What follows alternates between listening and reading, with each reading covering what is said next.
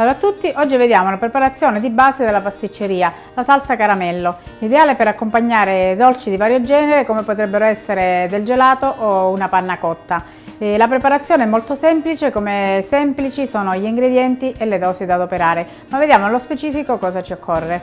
200 g di zucchero semolato e 200 g d'acqua.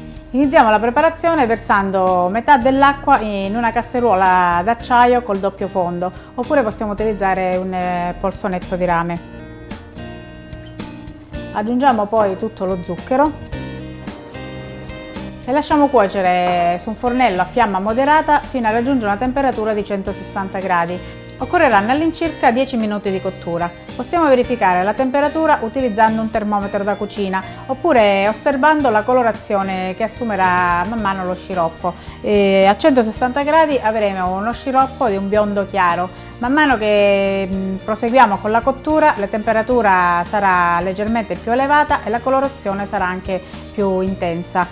Possiamo arrivare fino ad un colore del caramello biondo scuro che avrà una temperatura di 175 gradi.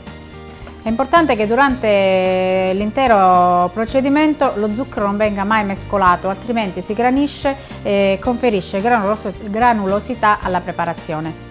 Un altro metodo per preparare il caramello è quello di cuocere lo zucchero a secco, ovvero di cuocere lo zucchero poco alla volta mettendolo direttamente nella casseruola senza aggiungere acqua. Si fa sciogliere una prima quantità di zucchero, quando questa assume una colorazione dorata si continua ad aggiungere altro zucchero fino a quando riusciamo a scioglierlo tutto. In seguito si decuoce lo zucchero, ovvero si ferma la cottura aggiungendo l'acqua. Abbiamo raggiunto la colorazione desiderata, quindi decuociamo con l'acqua.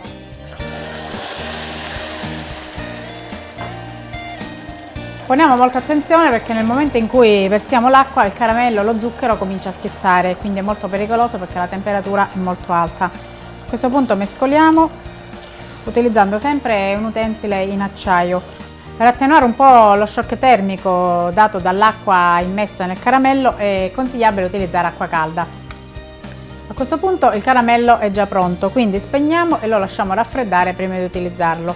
Se ci necessita un caramello invece più denso lo lasciamo qualche altro minuto sul fornello in modo che parte dell'acqua possa evaporare. Ricordiamoci però che in ogni caso il caramello una volta raffreddato acquista molta densità.